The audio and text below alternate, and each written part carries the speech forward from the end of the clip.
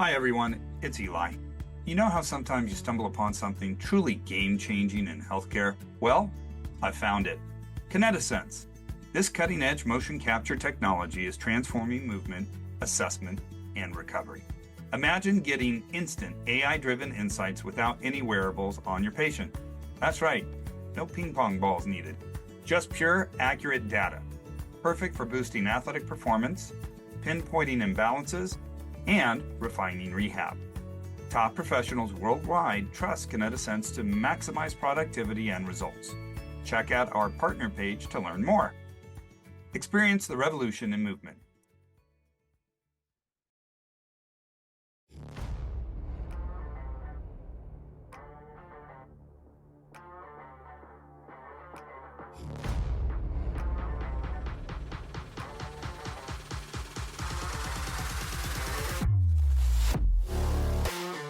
Welcome to Wrap It Up Sports Medicine and More, the podcast that gives you a viewpoint in sports medicine that can't be found anywhere else.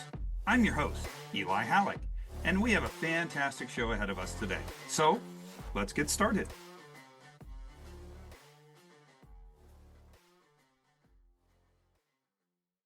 Welcome to Wrap It Up Sports Medicine and More. Today, we've got a phenomenal panel. Of course, that's me, and a colleague interviewing someone that many of you may know, many of you may not know. But if you don't know him, God, you really should. First off, I'd like to welcome our co-host today and questionnaire extraordinaire from Fresno State University, Christopher Ludwig. How you doing, Chris? I'm good. Thanks for having me. Looking forward to talking to you and the audience and this amazing guest we have. You know what? This guest is kind of amazing. I'll tell you one thing. There was going back 8 or 9 years ago, we were having a huge event down in LA, and we got bumped from Staples Center because of some special thing happened and over to Microsoft Theater. And we were a little low on ticket sales that day for our event. We were only about 1,200. Real small event that year. I said this guy's name, and within a week and a half, we had another 600. As you can imagine, people will either love him or are mesmerized by him or just wanted to see what the heck he was going to say. I know I was all three. So I'd like to welcome today Scott Saylor of Fresno State University. He is a professor at the wonderful athletic training program up there, former National Athletic Trainers Association president, I believe it was the 13th, and former director of the Far West Athletic Trainers Association. How you doing, Scott? I'm doing wonderful. It's great to be with you two. I'm so excited about this one. We've been talking about it for a couple of years now, and to have both of you on here is just, it brings joy to my heart. So thank you for being here today. My pleasure. So Scott, as we get started, as we always do, we want some people to know a little bit background on you, where you started, where you came from, how you got to where you're at now. So if you want to go with that first, and then we'll get with the hard-hitting questions. Don't mind me while I laugh, because that never happens. But tell us a little bit about yourself, where you came from, how you got to Fresno, and then we'll start to have a lot of fun. Sure, I'm happy to do it. I know a lot about myself. I'm learning more every day.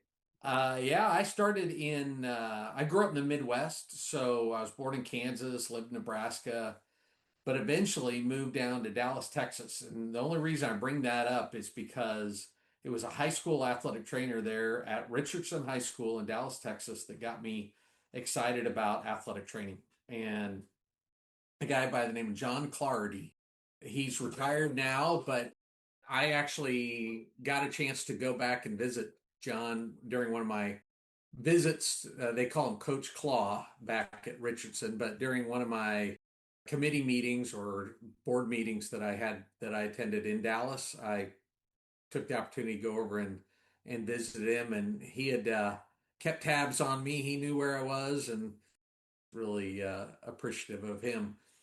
But when I was a sophomore in high school, my parents moved to Fresno, California, and my dad sold tractors. They sell a lot of tractors out here in Fresno. One or two a year, I'm sure. So we got transferred out here, which I thought was terrible. I was sure that I would return to the Midwest and that area. In fact, I was looking at colleges back. My sister was in college by the time we moved this way, and she went to the University of Oklahoma. And I thought for sure that I'd go back and go to school like Oklahoma or Texas or Texas A&M or something, because I knew as an athletic trainer, if I wanted to be a big time athletic trainer, I needed to go to one of those big time schools. And when I came out here to Fresno, I showed up with my parents specifically picked. They were choosing a house in one of two areas, and two areas were selected primarily because those two high schools had athletic trainers. So I came out hoping that I could get in their high school program. So we selected this Bullard High School area, Of course. and there was an athletic trainer out here. Clovis was the other option, and we ended up picking Bullard and showed up hoping I could beg my way into their high school program. Showed up with a letter from Coach Claw and the coaches at Richardson High School, and I got accepted in the program at Bullard High School. So here I thought I would have a hard time getting in, and they were had just didn't know what to do with me. So I spent the next couple of years at Bullard, and was looking at schools back in the Midwest or the or Oklahoma or at well, the only athletic trainer at Bullard said, before you make any decision, I want you to go over to meet the guys at Fresno State. And that's all we had at the time. Two guys, a guy named Paul Schechter and a guy named Ed Ferreira. And primarily Ed convinced me that I could accomplish any of my goals by staying right here in town, and going to Fresno State. So I did just that and completed my undergraduate degree there and here. And then when I was done, I was still hungry. And back in those days, if you wanted to know more about athletic training, you attended a graduate program in athletic training. So out here on the West Coast, we primarily would go to either Arizona or Oregon. Those were kind of the two programs out here on the West. And we had already had some students go to Arizona. I chose Arizona. I actually had the option to go to both. They both contacted me on the same day. I think they were coordinating their attack. Went to Arizona, which I really loved. It's a cohort of 10 students. I could probably tell you today still where those 10 in my cohort are, including people that were in the cohort before me and the people the cohort that followed me, because you're there for 2 years, so you overlap with a couple different groups. And it was a really tight group. We had a great time. I just got married and moved to Tucson, and that was really a really neat experience. Worked at high school there for 2 years. Really enjoyed that a lot. Then took a little job at a little bit of university outside of Nashville, Cumberland University in Lebanon, Tennessee, and about 30 miles outside of Nashville. They have some great online programs nowadays, actually. Oh, all Yeah, right. Terrific. they're well respected. They had never had an athletic trainer, and they had never had athletic training educational program. And that's what they wanted. And that's why I took the job. It's because those were two professional goals I had for myself, was to start a program and in both areas, to kind of have an opportunity in both areas. I didn't really expect it to happen in the same job, but Cumberland had never had an athletic trainer, and they were starting football. They hadn't had football since 1916. They still hold the record today for the worst loss in college football ever, 222-0 Holy moly.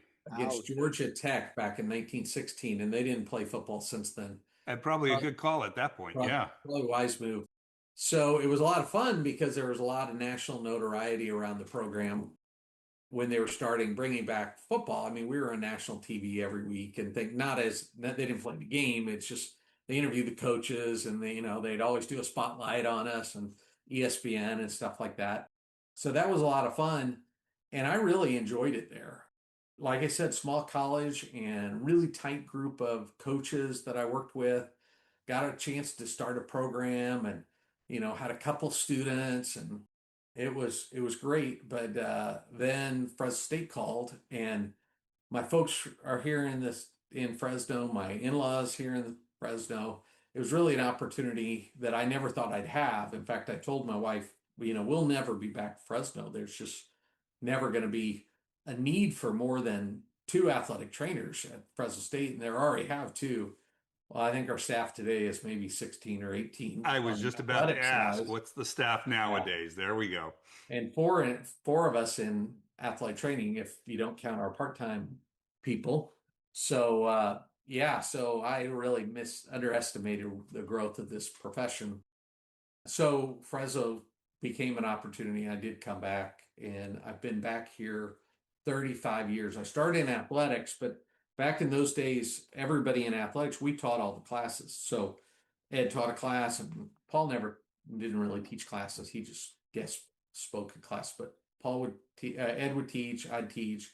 Eventually, we got another assistant, and well, actually, Katie Flanagan, Walsh. What's her name now? Flanagan. Flanagan Walsh Walsh Flanagan Sounds was, good. We'll hyphenate. Makes it easier. yeah, she was hired at the same time as I was. She ended up leaving Fresno State and running East Carolina University's program, and just excellent program out there at ECU. Just recently inducted in the NATA Hall of Fame last few years. That was really cool. In fact, she's also run a couple times for NATA president. But I was in athletics, worked in athletics for a number of years until I've got three daughters, so they start getting a little older, and I loved it, but I wanted to get off the road because I was missing their games. I loved being on the sideline, but I hated not being on their sideline. So I had an opportunity to transition to an academic only position. I've done that since 2004, something like that, 2004, 2005. Like I said, I think I mentioned this is my 35th year here, and I don't know, I've got couple more in me, Yeah, and we'll Scott, see. Scott, I've heard this, knowing you for as long as I have, I've heard this story from you at least two or three other times, and every time I hear it, it just reminds me how amazing you are and what an amazing path you've had. With that said, you mentioned quite a few names when you walked through your career trajectory, and a lot of well-respected names like Paul and Ed and Gary and Katie. Is there one person in your early career that still stands out to you that gave you a lot of career advice, life advice, and you kind of fall back on when you're questioning things? When I came back to Fresno State, well, actually, our classroom today was the athletic training room that I worked out of, and it was Ed Ferreira and myself back then. So I worked with Ed on a daily basis. So if there was anyone that served as a mentor for me the most, it would be, the credit has to go to Ed Ferreira. I would say probably the four people that had the biggest impact in my career over time, and they all kind of served a different role, was Paul and Ed. Those two in particular, and I interacted with Paul quite a bit too. I mean, he was on staff at the same time I was. So as Paul, Ed, and I were the only athletic trainers here at the time. So Paul and Ed, Gary Del Forge in some way, primarily because, and that was primarily during those years I was at Arizona, because I didn't have an opportunity or occasion to interact with him a whole lot after that. I wish I would have more. But then also, a sidetrack I didn't mention was when I was a junior, between my junior and senior year, I got a chance to go work 49er training camp. So I went up to the 49ers. Lindsey McLean was up there at the time. I went back later when I was transitioning from Cumberland to Fresno. Lindsey lost his staff at that point. They went and took other really great jobs.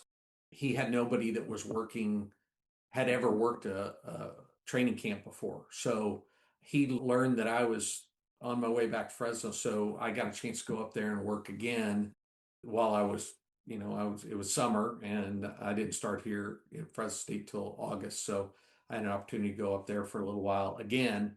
And he and we would interact. I saw him and interacted with him a lot more frequently because he would frequently attend NATA or FWATA, and I'd see him at NATA and FWATA. So really love that guy, and he did just amazing things for this profession. As the grandfather of the certification exam was just one of his many things that he did for us. Ooh, the certification exam. They get off easy nowadays. It's just a computer test. Come on now. Yeah, that's right. Oh man, come on. Give me those old days where they walk in. Oh, I know you're doing a written exam. Come here, young man. Come here, young woman. Let's take you out right in the middle of a test and do a practical. Huh? Yeah, Come it was. on. If you don't come back rattled, I don't know. Oh, geez, I was so rattled. I'll never forget that. Yeah. Oh boy, I oh boy. I remember coming, so I took it at Santa Clara University. We had to go up there. That was the site. And I took it with a good friend of mine, a guy named Steve Corey. He and I had been, he actually was at Clovis High School at the same time I was at Bullard High School. We ended up at Fresno State together. We're best buddies for 4 years and went up and took the certification exam on the same day. And we're riding back to Fresno with a great guy named Rufi Alday, also fellow student, but wasn't taking the exam that day.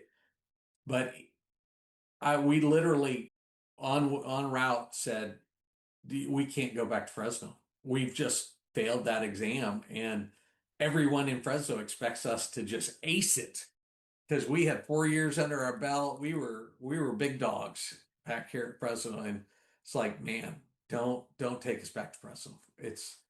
But obviously we showed it. We got home, and probably because they messed up scoring the exam or something, we actually passed. So yeah, that was quite an experience. We found a way to get Roofy into the chat today. That's awesome. That's awesome. So you've been at the education level. I got two questions real quick. First one's a simple one, or not so simple. Deep down in your heart, clinical or education? Well, it probably, I believe we all have different chapters in life. I'm in that chapter that is definitely the educational part. And the reason for that is because I had an opportunity to go do so many really cool things. And I feel like by helping students find those same experiences right now, that's what I love doing is living vicariously through them and seeing them go out and do some really neat stuff and knowing that, I got to play a little part along the way. At this chapter in life, it's really definitely the academic part. Both of us are nodding our heads. Yep, yep, yep. I agree with that right now. My time of life right now couldn't agree with you more. I loved working at I eventually, so we went through a lot of things. Title IX was a big issue here at Fresno State. We had some things out of balance, and corrective action plan had to be developed by the Office of Education. And in the process of doing that, they decided that we needed a head women's athletic trainer. And I actually had favor with the women's coaches. I'd worked a lot of the females women's sports, and they agreed that I could fill that role. And since Ed and I worked in the same facility, he worked men's basketball. I was going to work a women's sport because I was director of women's athletic training. Really, the highest injury rate sport I should have been on, which would have been women's basketball. But it didn't make sense for us both to be on the road at the same time because that wouldn't help continuity with all the other sports. So we ended up having me work women's volleyball, which, has some injuries, but I carried the money on the road. They called me Sugar Daddy. I passed out the per diem. It was a great experience. I don't know. While I was working women's volleyball, I can't keep track of how many weddings I ended up attending because, I was like the dad when they were at schools, and it was great. I loved the experience and really enjoyed kind of working with the women's sports and those things. And I was father of daughters, so I was kind of right at home with women, so and girls, and that was really a fun experience. But like I said, it was almost I was felt selfish. I was on the road with them, and and we were in the WAC. I don't know. We changed conferences so many times, but that was Hawaii and Albuquerque, New Mexico at some points, which was actually a really enjoyable trip. And oh, I mean, Wyoming, Colorado State, Air Force, Some um, beautiful San locations. Oh my Diego. gosh. I Yeah. did throw my wife and daughter took them on a couple trips with us to San Diego. The team loved them. The girls would come to the athletic training clinic with me, and those college girls would, mentor them and love on them and stuff like that. It was really great experience. I thought when you're speaking earlier that I think all of us on the screen are girl dads. So, uh, Totally. You're right. Ah, now that we've officially fully transitioned to the entry-level master's degree, have you seen any change in the type of students, the mindset, the academic caliber, the clinic presence? Has there been any changes you've seen? yeah, I definitely feel like a lot of things have changed for better and for worse, probably. A couple things, and this was brought up early on, and I wasn't as against it as some real vocal people throughout the profession, but it was the people that were kind of using athletic training to get to something else, physical therapy primarily. And I understood the argument. It was like you're not really focused, and to be honest, I've got alums that did that, and my hope was always that meant that we really had an athletic trainer that was working in a physical therapy setting. And in some cases, that's the case because they're still big fans of athletic training. In other areas, they are like had just totally abandoned kind of athletic training. And I always quiz them, what were you learning? What did we prepare you? Are you better prepared than the typical physical therapy student and those types of things? So that was one thing. So I think that's kind of a plus and a minus. I feel from an academic standpoint, when we built this graduate program, I really looked forward to the opportunity to keep the best and get rid of the stuff that we didn't like anymore. This program had a long tradition. Some of the traditions were really great, and some of the traditions were not that good. We needed to break some molds, and I felt like it was the perfect time to do some of that and really become a professional program, not just a kind of program students might do while they're figuring out what they want to do in life, which can happen at the undergraduate level. And it happened a lot, actually. They were just, they loved being a community college athletic trainer or athletic training student. And they thought they'll just continue in college and then, yeah, who knows what we'll do after that. So it's kind of nice to see students that are really more focused on the profession and what they want to contribute back to the profession. So that part I really think is great.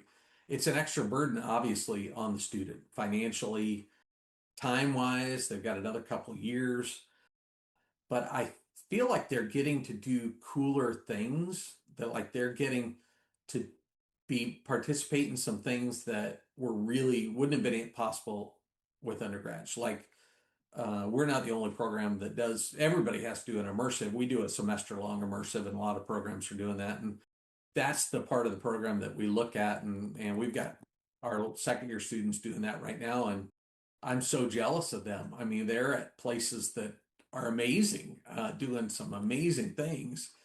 It would have been so cool to be able to go do those things back when I was a student. But I would have loved to have gone to all these places, Oregon and Florida and Georgia. I mean, you just name it, or I don't know, all over the place. So those parts I think are cool. Plus, you have students that have already shown that for the most part that they know how to be students. So they kind of have figured out how to study and they know they've got to kind of prepare and do some work. Sometimes some of those undergraduate classes we can survive and not and and just get by. Maybe they weren't pushing us too much, but I think in a lot of graduate program classes that it's a lot of work. If nothing else, the quantity of stuff is coming at you pretty quick. I know one thing that's really impressed me over the years, and granted, I'm a bachelor's guy. I was not just a bachelor's guy, I wasn't even curriculum. I was Yeah, the old internship. internship program. Yeah, Oh boy. And the medical knowledge of those students coming out nowadays are just, it's so impressive. I love being a preceptor for the universities down here and just the medical knowledge they come out with. I was 5, 6 years in before I hit some of the information they're getting now, which scares the living bejesus out of me, wondering how the hell did I survive and not kill anybody that I'm aware of at this point. Who knows? yeah, But man, the transition, just like Chris said, what a medical increase in medical caliber. That's been, and I was a little vocal against just because it was going against the norm. It went against what I thought was right. But oh my God, the medical knowledge now that these young men, young women come out with, just so darn impressive. Whether it's a class taught by Mr. Ludwig about ultrasound, we never would have had an ultrasound in the training room, excuse me, the athletic sports medicine facility when I was a student. That wasn't even thought of. And now they're being trained at the college level. It's awesome. yeah. That transition, I was on the board of directors of the NATA at the time that we were exploring the transition. And it wasn't just NATA. I mean, it's primarily not NATA. I mean, really the group that has the final say on whatever we do academically is really Katie, the Commission on Athletic Training and Education, accreditation of athletic training and education. But I remember, so there was a lot. I mean, I think it was a 2-year process to exploring and doing town halls and all kinds of stuff with every stakeholder we could ever think of, from our physician friends, so American Medical Society for Sports Medicine, and which was really cool to be able to be in those meetings and listen to what their view of us was. And we always complained that people don't know. You tell your parents, I'm being an athletic trainer, and they don't really know what an athletic trainer is. And we say the public doesn't know what an athletic trainer is. To this day, I have to explain it to my dad. I'm Yeah. 28, 29 years in. Yeah. Yeah. But one thing we learned in that process, the people who know us know what an athletic trainer is. So our physicians and the other entities, the ACSM and all those people, they understand what we do and what our role is, and they appreciated it. One of the primary things that came out of that, and I attribute it to or suggest that it's probably the primary thing that came out of all that exploration was from the physicians. And what they said was everybody we work with today is at the graduate level or higher. If they're not, they're considered a technician. And if they're a technician, we tell them what to do, but we don't see you guys as technicians. So if you just want to play a medical game, healthcare game, this kind of seems like the next logical step you have to take. And I was not yet, there was a year there where I had been elected as NATA president, but I hadn't taken over. Jim Thornton was the NATA president at the time that all four of the strategic alliance, we called it at the time, had to bring their group's opinion together. So we had this big, I can't remember, I'm sure we were in Dallas, and we were having I think it was the joint committee meeting where NATA brings in all our committee chairs and members, and the big discussion resulted, and then everybody was supposed to go out. Then the presidents went out and met together, and we were standing in a hallway. And like I said, I wasn't president, but I was president elect, so I got to be at that meeting. And the four people that had to report on that and make the decision, they at least two of them, I think there were maybe three of them, did not have graduate programs at their institutions. So they were literally making a decision that could go against their future at their university, their own university, which was really a selfless kind of decision. And actually, over time, a couple of those programs, like one was Mark Larson at Boston University, and that program discontinued at the undergraduate level. They didn't create a graduate program, or if they had one, it disappeared. They still have some residency. That's kind of what they transitioned to. Jim Thornton, Clarion. I'm not sure if Clarion is still around today. I think they may have discontinued their program because Pennsylvania decided to kind of scale back.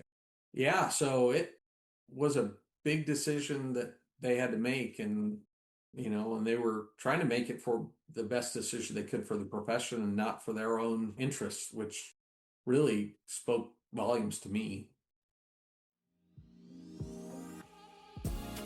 Elevate your knowledge, ignite your curiosity, and compete with the best minds at events hosted by the American Academic Competition Institute.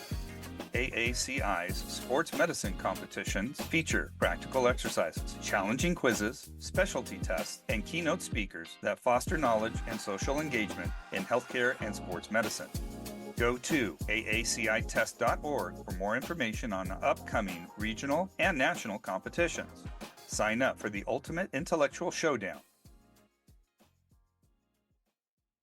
Yeah, I remember sitting in some of the conferences and the pros and cons and all the people that had strong opinions either way. So on the back end of this, it looks pretty now. It looks like it's back on track, and good things are happening for the profession for sure.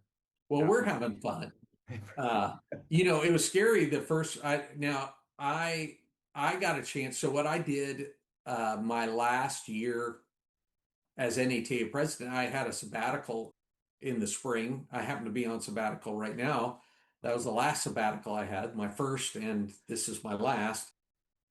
I would go into these wherever I was going for a district meeting or something like that. I'd go in as early as I could and try to go meet with those programs in those cities that I was headed to and ask them, what are some pros and cons, not regarding the transition, but what are some, I actually met with the places that had already established graduate programs. And I said, what's the secret? What do I need to look forward to or be prepared for? And almost all of them started really small. And that was not what we were told was going to happen. Mark Larson primarily thought that these programs would end up looking more similar to physical therapy programs, meaning that we'd have 30 and in some cases 50 students in a program, with the likelihood that we'd have fewer programs throughout the country, but we'd have probably the same number of students we'd be producing. But actually, in that first year, I think, there were 30 or 40 new programs that applied to be programs because they didn't want it in the undergraduate game. They want to be in the undergraduate or the graduate game. So we've seen a lot of programs go away and a lot more programs come into existence. That first year we started with 5 students, we ended up with 4, and I'm thinking, man, this university is not going to let us stick around. Holy moly, 4? Whoa. But they knew. I warned them that we were going to, I warned them this is what happens. People have to learn that you're there, and the students that were already on a trajectory to head to us, we just told them, well, you can't head to us as an undergrad. You got to now finish your undergraduate degree. We're ready for you in a couple of years when you get done. And sure enough, they started showing up later. And now we're at a point that, well, Chris and I are the worst because we hate to turn away any student at all. But that's a beautiful thing. But we're having to do it. You're going to bring in somebody that might not have made it somewhere else when you get them in there. And oh my God, they just flourish. I don't know if either Chris or I would get in this program at this point. Probably not. I know I wouldn't. That's for sure. I had a student looking at your program. I'm still disappointed he chose a different one. But I was Well, looking at it going, I always tell them we're so fortunate in California, especially. We've got some great programs, and they're great students, and they're great places. And you know what? Eventually, we're all colleagues together. Yep. So I yeah, tell them, don't don't feel bad. Pick. In fact, that student in particular, I said, pick the one that feels right for you, because it really does need to feel like you're at home with that. One thing that we really enjoy, and that's why we do it, is we really consider, I don't know, it's as close to a family atmosphere here as you could get, I think. We really want to know our students, and we really, it hurts us when they hurt. We had some students that didn't succeed in the last couple of years, and that's painful. That because we really love on them, and we want them to be successful, and when they drop the ball, uh, we just take it personally. It's really hard. It's really painful for us. their Uh, family. yeah, we've got 20 that we've accepted for our cohort next year, and normally we run about 16 to 18. Our faculty loves 16 for some reason, but uh, we 17, 18 might be a little more common, and then odd numbers don't make any sense to us. So I never thought odd numbers were a good idea, because we partner up in class, so we I was going need to say, need clinically, it makes to. it difficult to partner up, Yeah. definitely. So we said, okay, let's go 20. So we're doing 20. But the whole purpose for staying smaller is because we want that one-on-one attention to our students, and it's harder the bigger you get. Uh, but like this year, this year's been crazy. I mean, we've always had a few hurdles that come up, and one thing that we thought, well, one thing that was sold to us about having graduate students is they probably have their life under control a little bit, but you never, there's I always still don't. issues that So I come don't up. know Yeah, who sold that exactly. bag of It goods, was but it was naive for us to think that that would be the case. You don't escape life just because you're in a graduate program, and fortunately, we've got a great group of faculty who say, "Hey, how can we help you?" We've had one that had to go to Australia or New Zealand for 2 weeks because she was kind of the elder niece or grandchild that had to go take care of grandma. And, it's like those are important people in your life. We can make this work. So we cut her loose, and she went to Australia or New Zealand for 2 weeks, and she kept up, and we had to prod her a little bit, but she got it done, and it all worked out. We can make it work. the beautiful thing about that is it shows that as a clinician, as a mentor, as an educator, that you care and you understand that life happens and it happens to all of us. It really does. Whether you're at the university level, undergrad, graduate, or even professionally, something happens, something pops up, and it is not a good idea, and this is a horrible way to put it, I know that, to just negate somebody's life while they're in the middle of school. It's harder on us as educators, as professionals, to make accommodations. But I tell you what, that's when you find out who's really on your side as that student, as that person going through a program. Yeah, I came through when I started primarily back here at Fresno State, and I feel like we kind of had an unhealthy approach towards our clinical care. I mean, basically, no one else touched our patients, so that meant we're going to be there from dawn to dusk and after dusk. I Just say dawn to dusk only. That's not a bad day, yeah, actually. I mean, you were responsible for your people, and for some reason, you don't have to tell them to show up at a particular time. You just sit and wait for them all day, and no appointments, nothing like that. It was just really, to be honest, have carried on that in some ways, even to this day, unfortunately.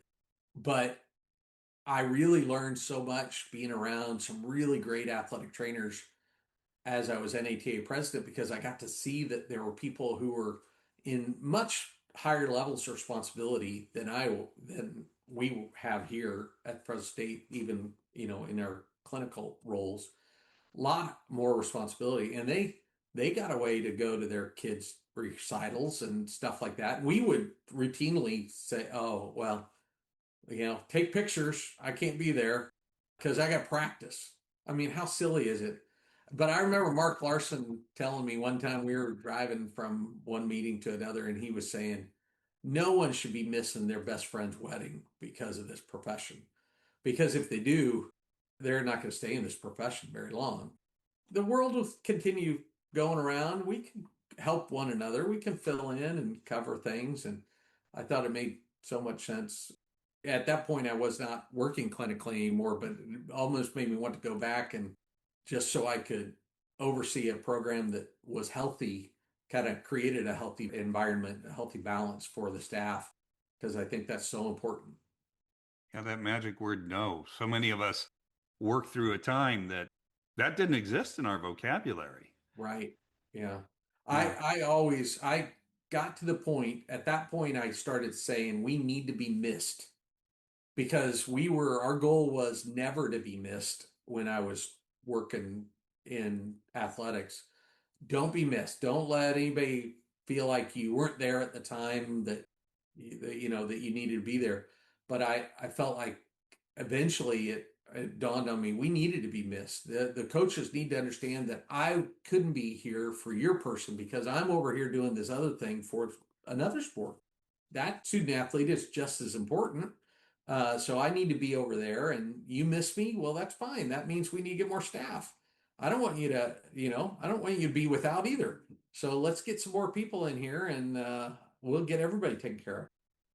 And I'm sure Chris is fortunate enough to be growing up in that time frame where more and more staff is being added on, which is fantastic.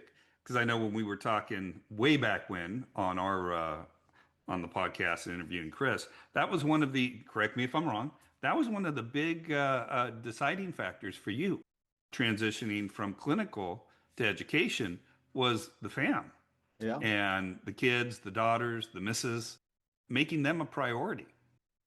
Yeah, doing a dual appointment right out of grad school, teaching and being a clinical AT, it was a burden. I remember my contract was 40% athletics and 60% academics, similar to what Scott's was, I think, for a while in his early career here. And athletics wanted 100% of that 40% and more. And I Oh loved yeah. doing it, but it was more time they needed than I could give. They And only wanted 100%. I'm impressed. They yeah, didn't want 100% of 40. They wanted 100%. And then everything else was on top of that. yeah, And Yep. you're exactly right. That's the way it was. I today even feel like, I joke with alums that graduated back in those days when I did dual appointment. And it's like, man, I'm sorry. Cause I run from the treating somebody into the classroom, hardly any time to prep, do anything like that. Now I can spend all day getting ready for tomorrow's class, and I think, oh my gosh, I can't believe that there's just no other way around it. You were athletics wanted 100%. yeah, or more. Yeah, Yeah. totally. And the funny thing is, we see that at the high school level now. And granted, I'm down at the secondary school. I don't say down because, well, realistically, I think it's up where Got a there's so dream much more job. expected. But at the same time, so many athletic trainers are taking that high school job thinking, oh, it's going to be a little bit easier. And it's not. A lot of them are that dual position, teaching and athletic training. I mean, I had a day yesterday that, oh God, first off, my wife was right. It was too much. Never should have done the 11-hour day. That's all on me. Top first block, stayed for the track meet. And today, yeah, I'm feeling it. Oh. Oh, I'm feeling it. That's on me. So at least we know my energy is good enough to get through 11 hours. But if I do it again, I think she's going to smack me, which is I probably deserve. But there are so many athletic trainers now doing that dual role. And when I talk to them, I tell them, you really got to look at that college model now where they've separated the two roles and get somebody in on that education aspect and somebody in on that clinical aspect because that's two positions for one paycheck. That's a lot of hours. It would be great if in reality it could happen. And there are places where it does. They do balance it because I think our students would appreciate seeing us more clinically, and that gives us more street cred for them because they get to see that we actually do what we're talking about. Did Because Scott right Saylor now just there's say street cred? I love it. yeah, Oh man, I might now have Fresno, Gabe edit there's that a out and put it on my separation, and phone. they think, oh well, you guys just talking theory. We try the hardest to not do that. It'd be great if they could see us in both roles. I used to tell students more frequently because they used to ask more frequently, but I felt like I had, if there was a power spectrum, I had the greatest power when I was a high school athletic trainer. I mean, my responsibility was really greater because I didn't have all these support structures that I had at college. I didn't have physicians on speed dial that I was, could drop a kid by and spur of the moment. I mean, they were there, but they weren't responsive like they are here. I couldn't get an MRI. They weren't saving me a spot at the MRI down at the ortho clinic when I was at a high school. And, I could tell coaches this or that or whatever, and that was the final say. But I remember being, in basically they created a committee meeting to review some things that I had done with in athletics here. The senior women administrator was there, the head coach, Paul and Ed, myself were reviewing, and it was like, well, it all had to do with off-season exercise programs or workout programs or rehabs, and I'm like, those two guys sitting over there don't do any of this stuff. They haven't written down a thing in years, and here I've laid out a plan, and you just don't like the plan. And Love it. but it but anyway, it was like, yeah, it was like none of that ever happened out of high school. I was like, well, tough beans. My word, it's final word. Sorry. That is one of the joys of being at a high school. I'll be honest. Scott, we talked a lot about education, but you're kind of a pivotal figure in our profession with all the positions that you've volunteered to serve us. As a former NATA president and a district director, what was one thing on the inner workings of our profession that surprised you the most when you took those positions? That's an interesting question. Well, I don't know if I guess it was a surprise, but I I kind of alluded to it earlier that I had really seen the world through a very focused lens here. I'd spent my whole career here at Fresno State, so I knew the Fresno State way. I kind of knew colleagues in the ways they did things at sister schools that we played and things like that. But going across the country and seeing how athletic trainers were operating and their approach towards different things, realizing that it's not uncommon in a lot of other states to have a staff at a high school of 3 or 4 athletic trainers, and colleges and universities that at the time we had not transitioned. Basically, we have an athletic trainer today here at Fresno State for every sport, and we had not transitioned to a model like that. And seeing that done all over the place was really interesting. Seeing people that had opened their own clinics as athletic trainers, and that was pretty amazing. Then going internationally and seeing the respect we have internationally as athletic trainers and how other countries would really like to model what we're doing here, and there's some great athletic therapists throughout the world. They don't have kind of the same academic program and structure that we have. So That's pretty cool. Yeah, with all your experience in the different organizations, you have to involve a lot of stakeholders. How did you balance that kind of new world you saw with, mostly traditional setting in your background to all these other new emerging settings and unique positions athletic trainers are positioning themselves in? What did that look like for you?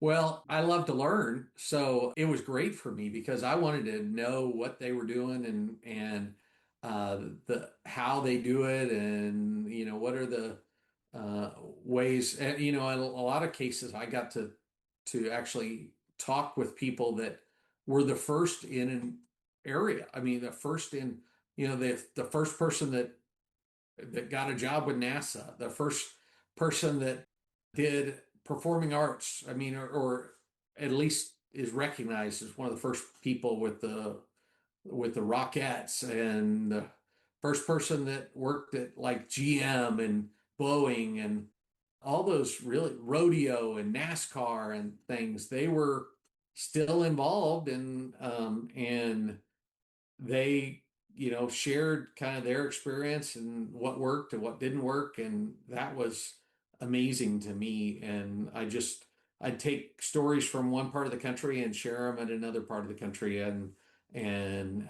try to help other places connect. That was my goal, was really to kind of help everyone build this network throughout athletic training that could support one another, because some places were farther ahead in one area and some were farther behind. And I think that's one of the key factors with you. Granted, a little biased. I know Chris is too, because we know you and love you quite a bit. Yes, Uh, yes. but you have a certain charisma that really leads itself to leadership. And you're able to communicate with darn near anybody at any given time, at any given conference. I mean, we've all seen it. You hold in court, but in a way that doesn't feel like you're holding court. It feels like you're getting to listen to somebody and talk with somebody and share ideas with someone that cares. And you're likable. I'm sure somebody out there has a negative word about you, but I have yet to find one. I can't say the same for me. I mean, in my own house, I can't say the same for me.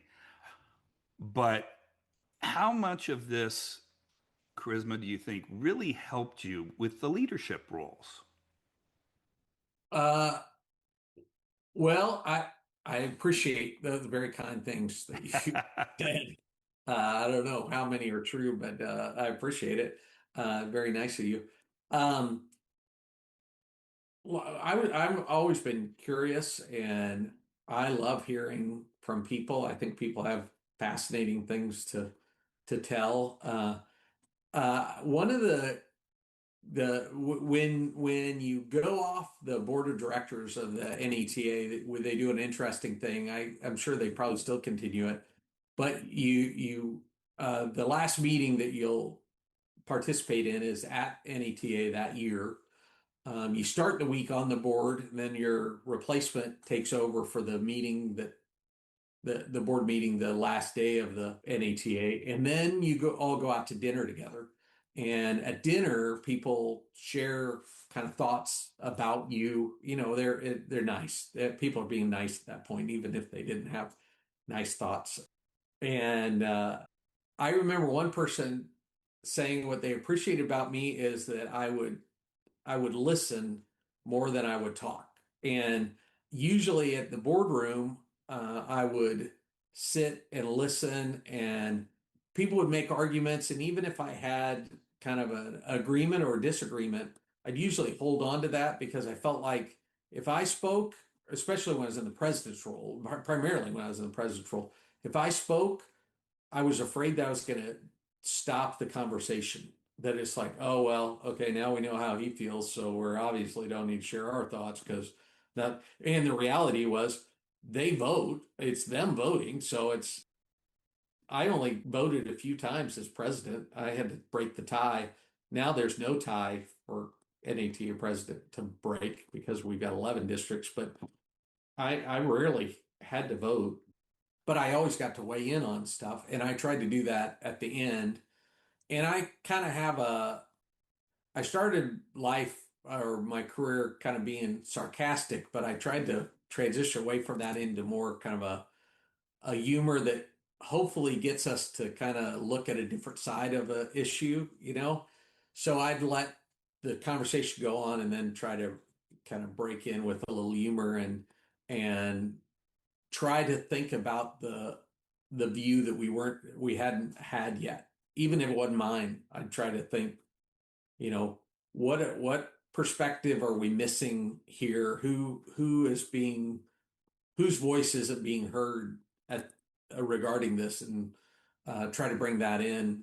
So sometimes it probably looked like I was in favor of something that I wasn't in favor of, but I always tried to kind of bring those things up, and I really liked the thought that I try to listen more than I talk.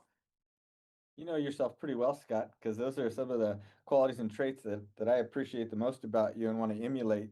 I appreciate that. Yeah. Well, thank you.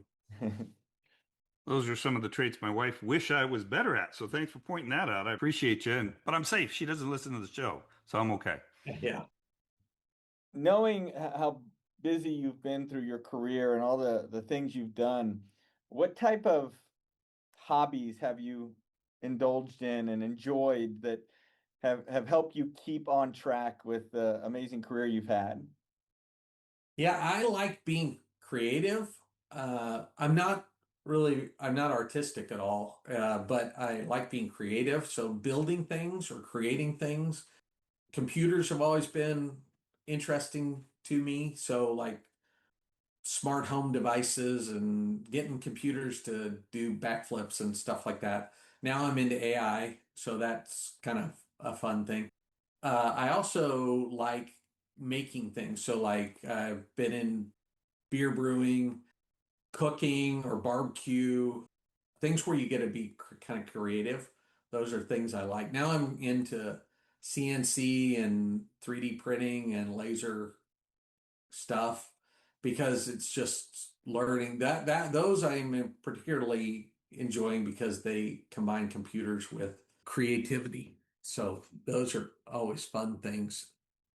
Yeah, Scott is our tech guy. Any questions we got about anything related to technology? Scott's the first person we usually go to.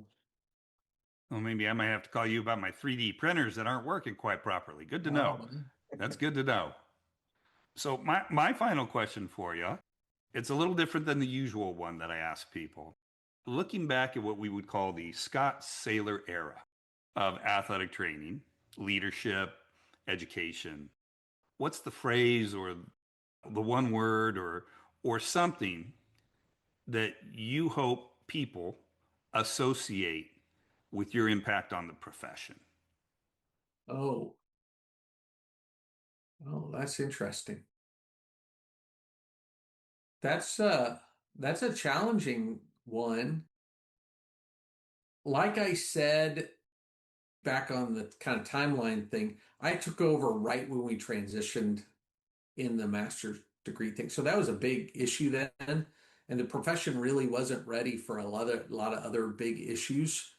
Um, a lot of presidents before me got a chance to do um, some, some projects that were kind of like Jim Thornton revisited our should we be called athletic trainers. Julie Max had done it before that. History repeats itself. Julie actually asked me once, "Why are you guys doing that again? We already did that." But because Jim wanted to. Jim changed the logo. We did that under his. But during my era, we really needed to kind of just have an even keel and stability. And we had a lot of growth during those years. I don't know why, but we actually got over 50,000 members in the NATA during those years. And now I think we're low 30s. That has nothing to do with hardly anything other than COVID had a huge impact. People started doing things online, didn't really see the need in some ways, the professional membership type stuff. After that, I still think it's very important. Nobody advocates for us outside of NATA, and nobody's going to battle for us if they're not a part of one of those things. I mean, individually, we just don't have a voice. We only have a voice collectively for a lot of major issues. So I really think it's still important. So hopefully I did a good job of kind of keeping us headed in the right direction, which it doesn't sound glitzy or glamorous or anything like that, but it sure beats the opposite, which was going downhill. I'll tell you something interesting about something y'all may not be aware of, but so I was department chair when I was NATA president, and that meant I didn't teach very much. So that made it possible. And then my last semester, NATA president, I went on sabbatical, so I had even more flexibility. Tori Lindley, he actually was unemployed for a portion of his NATA presidency, but he was pretty much the last person employed while they were NATA president. Kathy Deringer sold her clinics and retired before she became NATA president. And AJ retired before he became NATA president. It's very difficult for someone to hold a job and be NATA president at this point because I mean, you don't have to do all these things, but if you decide you want to be NATA president, you want to do all these things. So 10 district meetings, that meant I was flying out of Fresno basically every other weekend. That doesn't count meeting with ACSM and going to their meetings and that type of stuff, which all that stuff's really cool. It was a lot of fun, but I was sure glad my employer didn't have a very good understanding of what how I was gone most of the time. I was there very supportive. We'll put it that way. And I Y- had a great administrative assistant, and she would let me. Today problems don't walk through the door; they show up on an email. So I could be across the country, and as long as I was answering emails, and solving people's problems for them because that's what you do as department chair. As long as I was solving people's problems, they'd care less where I was. I just had to fit it into my schedule. But it's it's a lot. It's a big burden on those people. That's why we see probably it's difficult to get some of these two candidates we have for the next presidency. They have both currently have jobs, and it'll be a lot. Which I mean, they'll do it. Others have. They'll be fine. But we have to give them a little grace. They're going to be doing two jobs, kind of like we talked about athletics and clinical. That's or athletics and academics. That's two jobs. I've often wondered about that because in reality, granted, I've been more active at the state setting, but I've looked at that president position and gone, Kai had it right. God bless him and rest his soul. You have to be retired almost to do that president's job because it's a lot on your plate. It really is. Yeah, but it's a lot of fun. So I highly recommend it if you get the chance. Did you hear that, Chris? I heard it. I gave him my timeline to consideration. Uh-huh, uh-huh. You better check in with the missus on that one too. She'd love it. You just drag her with you. Yep, That's yep. what I did as president. I've dragged my family to most things over the years. In fact, our family vacations were mostly NATA or whatever.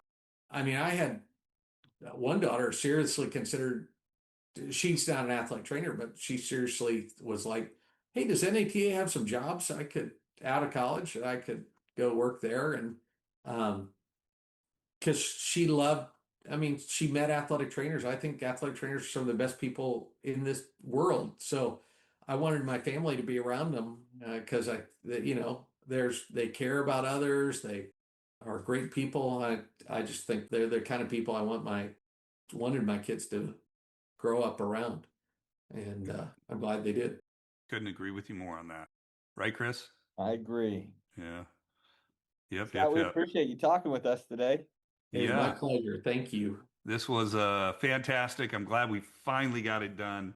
It is always a pleasure to see both of you, whether it's online or in person. In person's always more fun, but this was a fantastic show. I really appreciate your time because even on sabbatical, I'm sure you're busy. Chris, thank you for making the time because I know you're not on sabbatical. So I appreciate both of you and all the knowledge that you're able to give to our listeners. And really, thanks for being on Wrap It Up Sports Medicine and More. Thank you. Thank you for having me. Thanks, guys. Have a great day.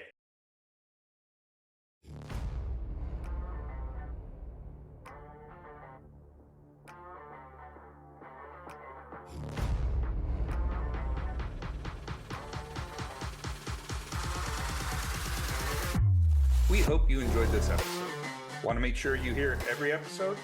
Remember to like, follow, and subscribe to our podcast. Don't forget to share our podcast with your colleagues, family, and friends.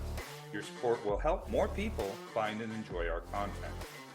Wrap It Up Sports Medicine and More is directed by Eli Hallak. It is produced by Gabriel Hallak. Our theme music is by Coma Studios via Pixabay. The views and opinions expressed on this podcast are solely those of the contributors. Want to know more about us? Visit us at wrapituppodcast.com. That's with one P, wrapituppodcast.com. Wrap It Up Sports Medicine and More is a production of Hallak Consulting, LLC.